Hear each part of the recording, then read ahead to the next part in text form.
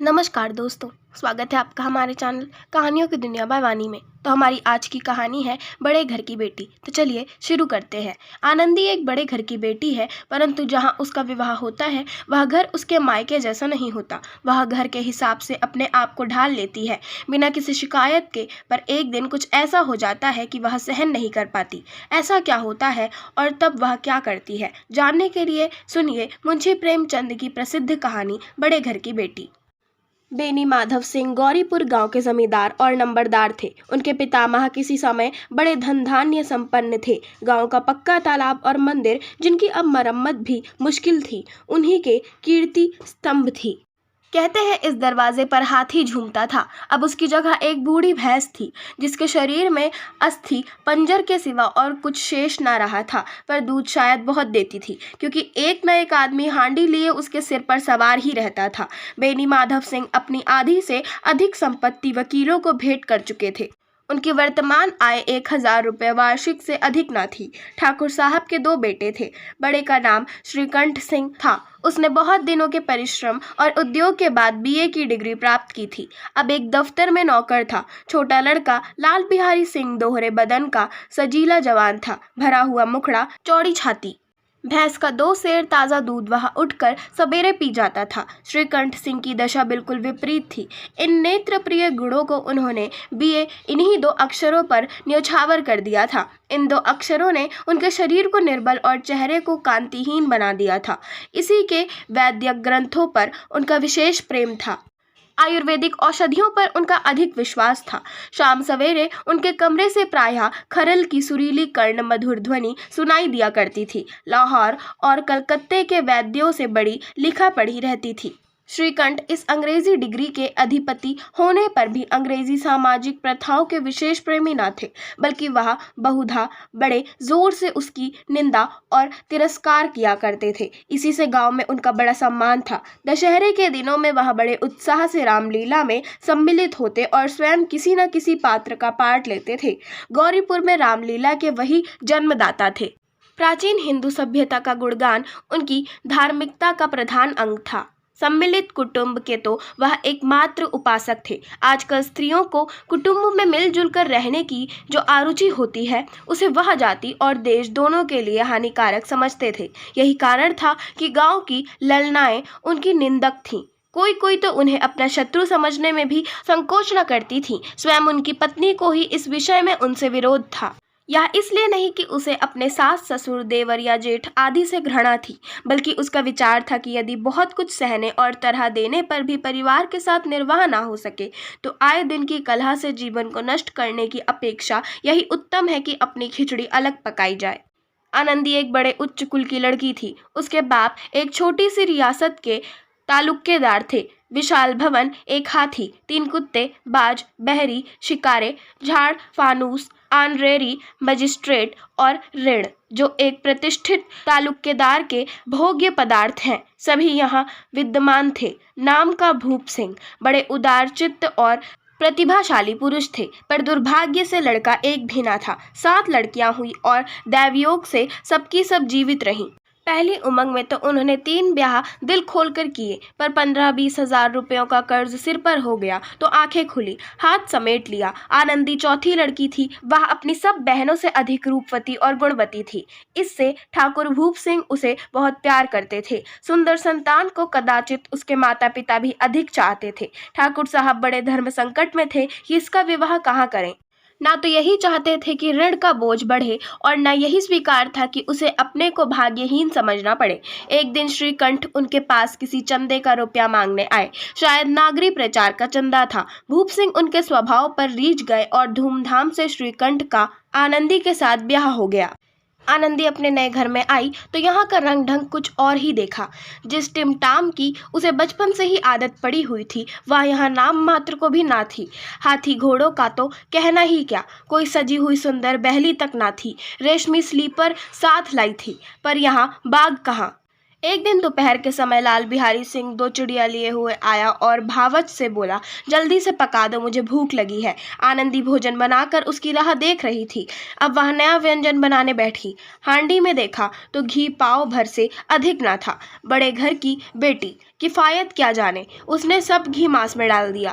लाल बिहारी खाने बैठा तो दाल में घी ना था। बोला, दाल में घी क्यों नहीं छोड़ा? आनंदी ने कहा, घी सब मांस में पड़ गया। लाल बिहारी जोर से बोला, अभी परसों घी आया है, इतना जल्द उठ गया? आनंदी ने उत्तर दिया, आज तो कुल पाव भर रहा होगा, वह सब मैंने मांस में डाल दिया।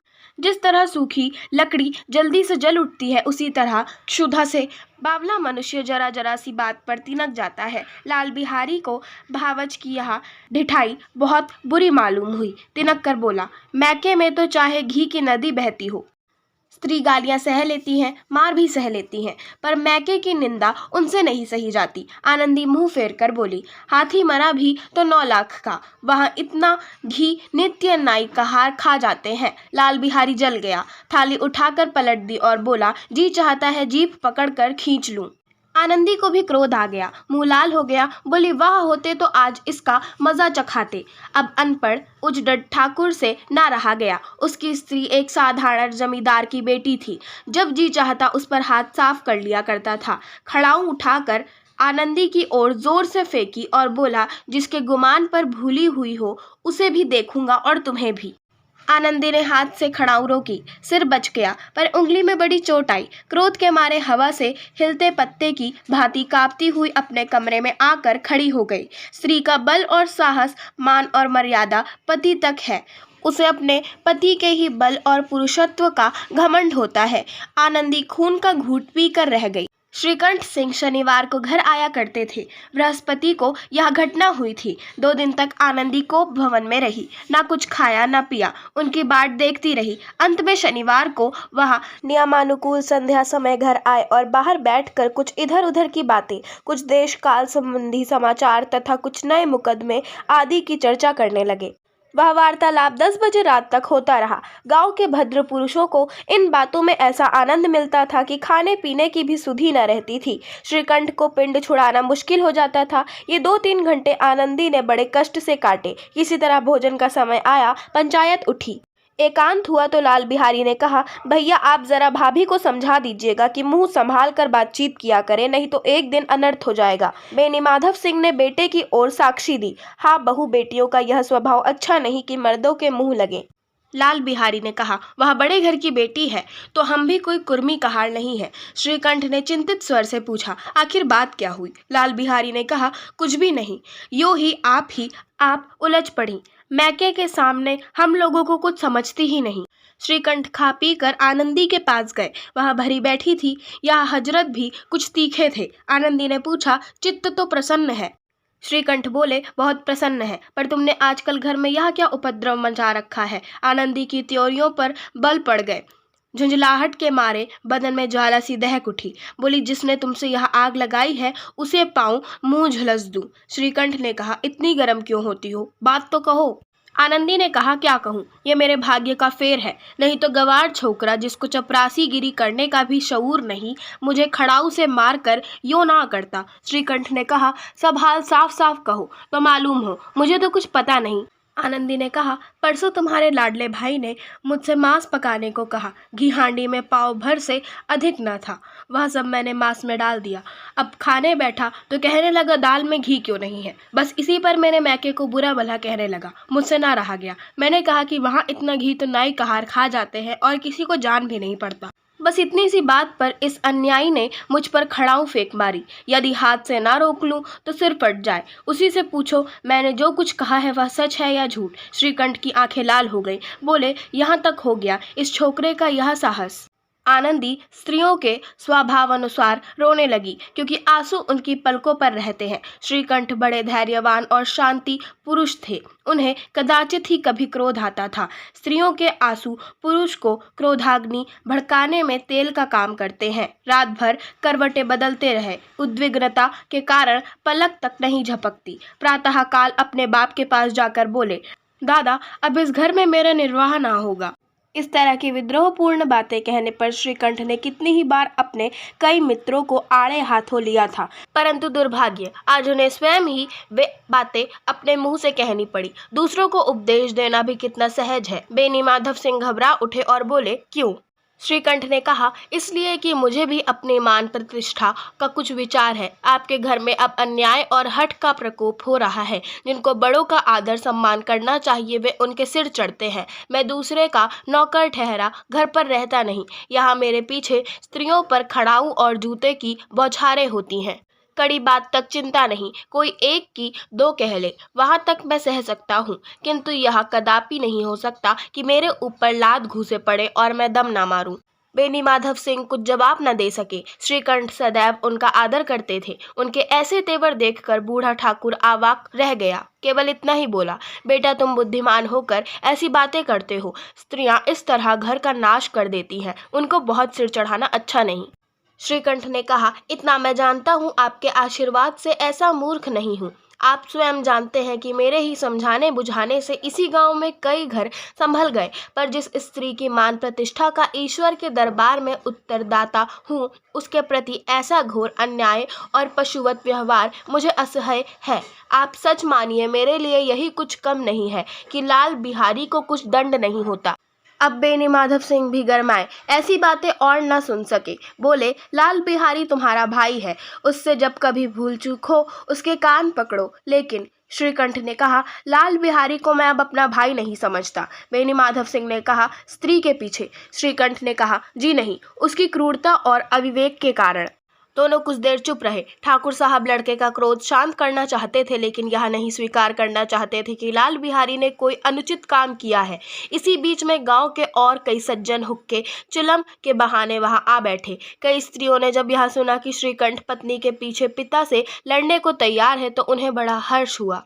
दोनों पक्षों की मधुर वाणियां सुनने के लिए उनकी आत्माएं तिलमिलाने लगी। गांव में कुछ ऐसे कटिल मनुष्य भी थे जो इस कुल की नीतिपूर्ण गति पर मन ही मन जलते थे। वे कहा करते थे, श्रीकंठ अपने बाप से दबता है इसीलिए वह दब्बू है, उसने विद्या पढ़ी इसलिए वह किताबों का कीड़ा है। बेनी माधव सिंह उसकी सलाह के बिना कोई काम नहीं करते, यह उनकी मूर्खता है। इन महानुभावों की शुभकामनाएं आज पूरी होती दिखाई दी। कोई हुक्का पीने के बहाने और कोई लगान की रसीद दिखाने आकर बैठ गया।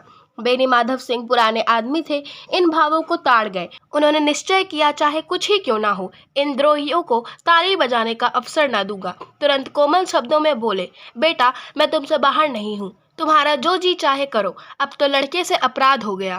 इलाहाबाद का अनुभव रहित झल्लाया हुआ ग्रेजुएट इस बात को ना समझ सका। उसे डिबेटिंग क्लब में अपनी बात पर आ अड़ने की आदत थी। इन हथकंडों की उसे क्या खबर। बाप ने जिस मतलब से बात पलटी थी वह उसकी समझ में ना आया। बोला, लाल बिहारी के साथ अब इस घर में नहीं रह सकता। बेनी माधव ने कहा, बेटा बुद्धिमान लोग मूर्खों की बात पर ध्यान नहीं देते। वह बेसमझ लड़का है, उससे जो कुछ भूल हुई उसे तुम बड़े होकर क्षमा कर दो। श्रीकंठ ने कहा, उसकी इस दुष्टता को मैं कदापि नहीं सह सकता। या तो वही घर में रहेगा या मैं ही। आपको यदि वह अधिक प्यारा है तो मुझे विदा कीजिए, मैं अपना भार आप संभाल लूंगा। यदि मुझे रखना चाहते हैं तो उससे कहिए जहाँ चाहे चला जाए, बस यह मेरा अंतिम निश्चय है। लाल बिहारी सिंह दरवाजे की चौखट पर चुपचाप खड़ा बड़े भाई की बातें सुन रहा था। वह उनका बहुत आदर करता था। उसे कभी इतना साहस ना हुआ था कि श्रीकंठ के सामने चारपाई पर बैठ जाए, हुक्का पी ले या पान खा ले। बाप का भी वह इतना मान न करता था। श्रीकंठ का भी उस पर हार्दिक स्नेह था। अपने होश में उन्होंने कभी उसे घुड़का तक न था। जब वह इलाहाबाद से आते तो उसके लिए कोई न कोई वस्तु अवश्य लाते। मुकद्दर की जोड़ी उन्होंने ही बनवा दी थी। पिछले साल जब उसने अपने से ड्योढ़े जवान को नागपंचमी के दिन दंगल में पछाड़ दिया तो उन्होंने पुलकित होकर अखाड़े में ही जाकर उसे गले लगा लिया था। 5 रुपए के पैसे लुटाए थे। ऐसे भाई के मुंह से आज ऐसी हृदय विदारक बात सुनकर लाल बिहारी को बड़ी ग्लानि हुई। वह फूट फूट कर रोने लगा। इसमें संदेह नहीं कि अपने किए पर पछता रहा था। भाई के आने से एक दिन पहले से उसकी छाती धड़कती थी कि देखूं भैया क्या कहते हैं, मैं उनके सम्मुख कैसे जाऊंगा, उनसे कैसे बोलूंगा, मेरी आंखें उनके सामने कैसे उठेंगी। उसने समझा था कि भैया मुझे बुलाकर समझा देंगे। इस आशा के विपरीत आज उसने उन्हें निर्दयता की मूर्ति बने हुए पाया। वह मूर्ख था, परंतु उसका मन कहता था कि भैया मेरे साथ अन्याय कर रहे हैं। यदि श्रीकंठ उसे अकेले में बुलाकर दो चार बातें कह देते, इतना ही नहीं दो चार तमाचे भी लगा देते, तो कदाचित उसे इतना दुख ना होता। पर भाई का यह कहना कि अब मैं इसकी सूरत नहीं देखना चाहता, लाल बिहारी से सहा ना गया। वह रोता हुआ घर आया, कोठरी में जाकर कपड़े पहने, आंखें पोंछी, जिसमें कोई यह ना समझे कि रोता था। तब आनंदी के द्वार पर आकर बोला, भाभी, भैया ने निश्चय किया है कि वह मेरे साथ इस घर में ना रहेंगे। अब वह मेरा मुख नहीं देखना चाहते हैं, इसलिए अब मैं जाता हूँ। उन्हें फिर मुंह ना दिखाऊंगा। मुझसे जो कुछ अपराध हुआ उसे क्षमा करना। यह कहते कहते लाल बिहारी का गला भर आया। जिस समय लाल बिहारी सिंह सिर झुकाए आनंदी के द्वार पर खड़ा था, उसी समय श्रीकंठ सिंह भी आंखें लाल किए बाहर से आए। भाई को खड़ा देखा तो घृणा से आंखें फेर ली और कतरा कर निकल गए, मानो उसकी परछाई ही दूर से भागते हो। आनंदी ने लाल बिहारी की शिकायत तो की थी, लेकिन अब मन में पछता रही थी। वह स्वभाव से ही दयावती थी, उसे इसका तनिक भी ध्यान न था कि बात इतनी बढ़ जाएगी। वह मन में अपने पति पर झुंझला रही थी कि यह इतने गर्म क्यों होते हैं। उस पर यह भय भी लगा हुआ था कि कहीं मुझसे इलाहाबाद चलने को कहे तो कैसे क्या करूंगी।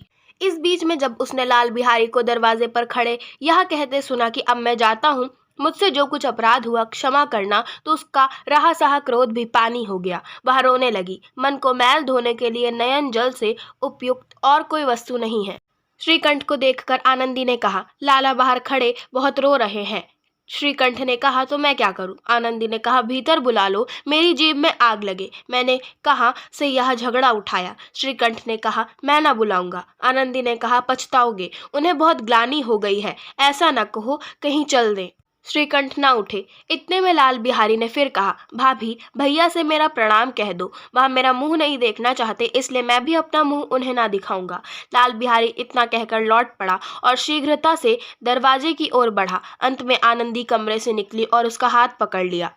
लाल बिहारी ने पीछे फिर कर देखा और आंखों में आंसू भरे बोला, मुझे जाने दो। आनंदी ने कहा, कहाँ जाते हो? लाल बिहारी ने कहा, जहाँ कोई मेरा मुंह ना देखे। आनंदी ने कहा, मैं ना जाने दूंगी। लाल बिहारी ने कहा, मैं तुम लोगों के साथ रहने योग्य नहीं हूँ। आनंदी ने कहा, तुम्हें मेरी सौगंध, अब एक पग भी आगे ना बढ़ाना। लाल बिहारी ने कहा, जब तक मुझे यह ना मालूम हो जाए कि भैया का मन मेरी तरफ से साफ हो गया, तब तक मैं इस घर में कदापि ना रहूंगा। आनंदी ने कहा, मैं ईश्वर को साक्षी देकर कहती हूँ कि तुम्हारी ओर से मेरे मन में तनिक भी मैल नहीं है। अब श्रीकंठ का हृदय भी पिघला। उन्होंने बाहर आकर लाल बिहारी को गले लगा लिया। दोनों भाई खूब फूट फूट कर रोए। लाल बिहारी ने सिसकते हुए कहा, भैया, अब कभी मत कहना कि तुम्हारा मुंह ना देखूंगा। इसके सिवा आप जो दंड देंगे मैं सहर्ष स्वीकार करूंगा। श्रीकंठ ने कांपते हुए सर में कहा, लल्लू, इन बातों को बिल्कुल भूल जाओ। ईश्वर चाहेगा तो फिर ऐसा अवसर ना आवेगा। बेनी माधव सिंह बाहर से आ रहे थे। दोनों भाइयों को गले मिलते देखकर आनंद से पुलकित हो गए। बोल उठे, बड़े घर की बेटियां ऐसी ही होती हैं, बिगड़ता हुआ काम बना लेती हैं। गांव में जिसने यह वृत्तांत सुना, उसी ने इन शब्दों में आनंदी की उदारता को सराहा। बड़े घर की बेटियां ऐसी ही होती हैं। आशा करती हूँ आपको हमारी आज की कहानी बड़े घर की बेटी पसंद आई होगी। अगर आपको हमारी आज की कहानी पसंद आई हो तो हमारे चैनल को सब्सक्राइब करें, वीडियो को लाइक करें और बेल आइकन दबाना ना भूलें। धन्यवाद।